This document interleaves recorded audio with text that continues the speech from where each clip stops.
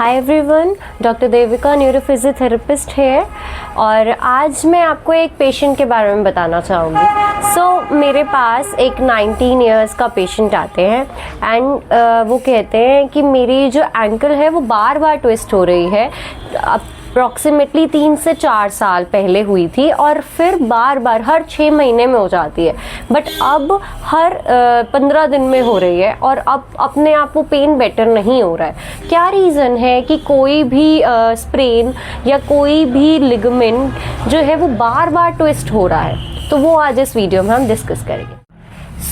First reason जो है वो ये है कि जब एंकल ट्विस्ट होता है, इसका मतलब हो सकता है कि एक तो बैलेंस और कोऑर्डिनेशन में दिक्कत है, या फिर हमारा जो एंकल का जो लिगामेंट है जो कि स्ट्रेन हो रहा है, जो एंकल स्ट्रेन में यूजुअली हमारा लिगामेंट स्ट्रेन हो जाता है, वो वीक हो चुका है। जब वीक हो जाएगा लिगामेंट इतनी बार ट्विस्ट होने के बाद और आप उसमें सिर्फ उसकी स्वेलिंग रिड्यूस करके और उसको दोबारा से ओवर यूज़ करना शुरू कर देंगे तो वो रिकवर नहीं हो पाता है, जिसकी वजह से वो बार बार ट्विस्ट होता है। स्ट्रेंथ की कमी की वजह से ये अक्सर होता है। हमें क्या करना है, हमें पहले तो जब हमारे पास ये पेशेंट आए तो मैंने इन्हें समझाया कि हमारा ट्विस्ट हो क्यों रहा है बार बार एंकल, और हमारी जो है स्वेलिंग रिड्यूस करने से सिर्फ आराम नहीं आएगा, आपको इसकी प्रॉपर स्ट्रेंथ ट्रेनिंग करनी पड़ेगी। फिर उसके बाद जब मैंने उन्हें असेस किया तो मैंने देखा कि उनके टियर लिगामेंट जो है वो भी टाइट है, काफ भी टाइट है। आफ्टर फ्यू डेज ही कंप्लेन कि मेरे टियर लिगामेंट में कभी कभी पेन आता था, बट अभी भी पेन आता है जब मैं ओवर एक्सर्ट कर लेता हूँ। काफ मसल इतनी टाइट होने की वजह से हमारा टीए टेंडन टाइट हो गया है, जिसकी वजह से उनकी जो लिगामेंट है और जो एंकल की स्टेबिलिटी है वो लॉस हो चुकी थी।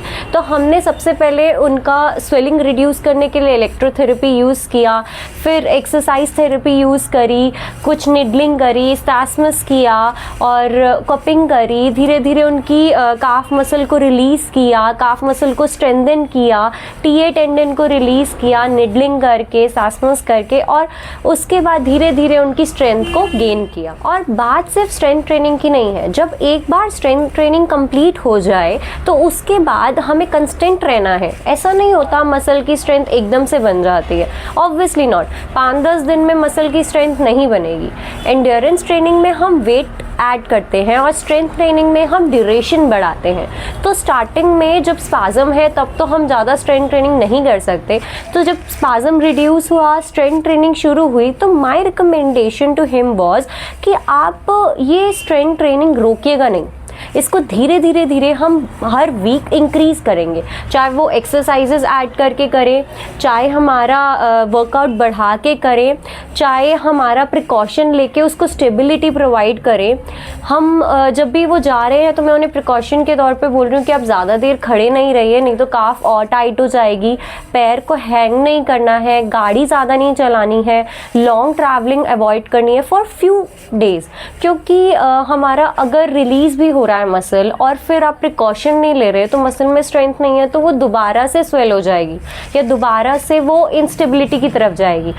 एंकल इंस्टेबिलिटी हमारी जो लिगामेंट की वजह से हो रही है, उसमें स्ट्रेंथ ट्रेनिंग सिर्फ कुछ दिनों का काम नहीं है।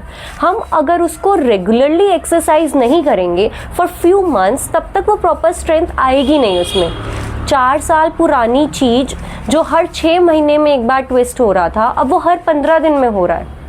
You getting my point?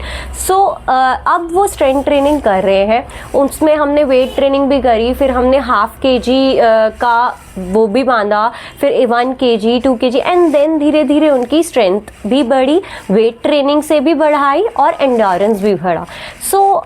Precaution, strength, consistency, these things are very important किसी भी इंस्टेबिलिटी को ठीक करने के लिए। कोई भी केस जो हमारे पास आता है उसको हम सिर्फ एक प्रॉपर बिना हिस्ट्री जाने नहीं ट्रीट कर सकते, because history is more important than kind of present thing. अगर आप हिस्ट्री नहीं जानेंगे, अगर वो मुझे सिर्फ आके बोलते हैं कि मेरे को एंकल ट्विस्ट हुआ था, तो मेरा तो ट्रीटमेंट प्लान रहेगा कि हाँ स्ट्रेंथ ट्रेनिंग में धीरे धीरे क्या जल्दी भी बढ़ा सकती हूँ।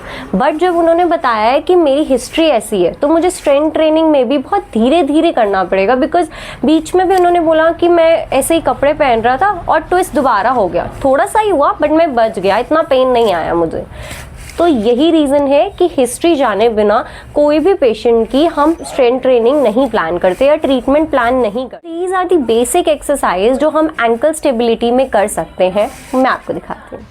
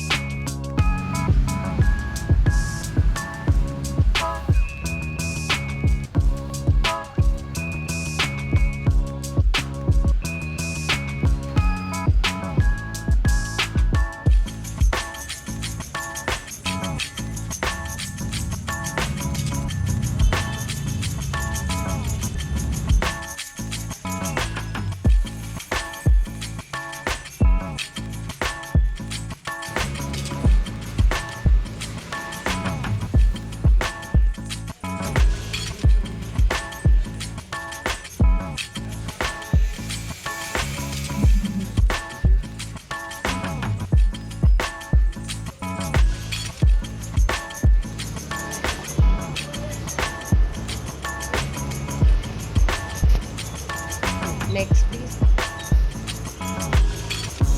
थोड़ा पैर और पीछे होगा, पैर और पीछे होगा।